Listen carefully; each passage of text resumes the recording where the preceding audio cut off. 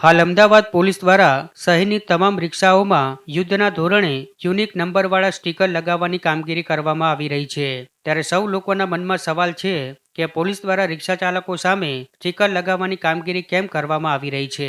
તો જણાવી દઈએ કે અમદાવાદમાં છેલ્લા કેટલાક સમયમાં ઓટો રિક્ષામાં મુસાફરો સાથે ચોરી, નજર ચૂકવીને મોબાઈલ કે પર્સ ઉઠાવી ભાગી જવાની અને હથિયાર બતાવી લૂંટ જેવી અનેક ઘટનાઓ સામે આવી છે. ત્યારે આવા ગુનાઓ પર લગામ લગાવવા શહેર પોલીસે આ ઓટો સ્ટીકર આઈડેન્ટિફિકેશન ડ્રાઈવ શરૂ કરી છે. શહેરની દરેક રિક્ષાને હવે એક યુનિક કોડેડ સ્ટીકર આપવામાં આવી રહ્યા છે.